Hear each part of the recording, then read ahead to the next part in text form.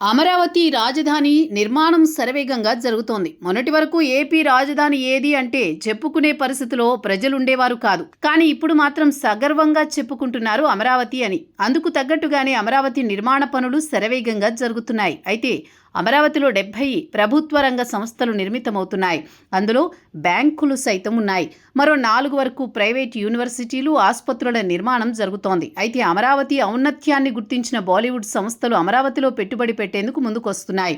భవిష్యత్తులో దక్షిణాది రాష్ట్రాల్లో అమరావతి అద్భుత నగరంగా మారుతుందని అంచనా వేస్తున్నారు బాలీవుడ్ ప్రముఖులు. అందుకే సంజయ్ దత్ లాంటి వారు అమరావతికి వచ్చి ప్రభుత్వంతో చర్చలు జరిపి తన ఆసక్తిని బయటపెట్టారు. దీనిపై చంద్రబాబుతో పాటు పవన్ కళ్యాణ్ సైతం సానుకూలత చూపారు. అయితే ఆయనొక్కరే కాదు, బాలీవుడ్ ప్రముఖ సంస్థలు అమరావతిలో తమకు భూములు కేటాయించాలని కోరుతూ దరఖాస్తులు చేసుకుంటున్నాయి.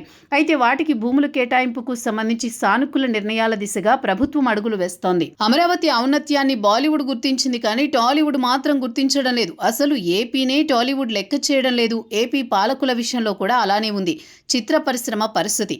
ఏపీ సీఎం చంద్రబాబును మర్యాదపూర్వకంగా కలవాలని డిప్యూటీ సీఎం పవన్ కళ్యాణ్ పలుమార్లు సూచించారు. కానీ ఇంతవరకు తెలుగు చిత్ర ప్రముఖులు వచ్చి సీఎం చంద్రబాబును కలిసిన పరిస్థితి లేదు. కనీసం అమరావతిలో పెట్టుబడులు పెట్టేందుకు కూడా ముందుకు రావడం లేదు తెలుగు చిత్ర పరిశ్రమ ప్రముఖులు. వైసీపీ మావిగన్ అంటూ పిచ్చి ప్రతిపాదన చేస్తోంది. దానిని పట్టించుకునే పరిస్థితి ఎవరికీ లేదు. పైగా ప్రజలు కూడా పెద్దగా ఆహ్వానించడం లేదు. అమరావతికి కేంద్ర ప్రభుత్వం చట్టబద్ధత కూడా కల్పించింది.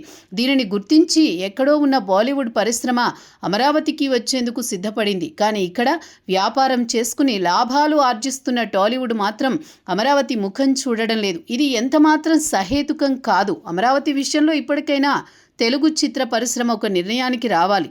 తెలుగు చిత్ర పరిశ్రమ అంటే హైదరాబాద్ అనే మాట దాటి ఏపీ వైపు విస్తరించాల్సిన అవసరం మాత్రం ఉంది.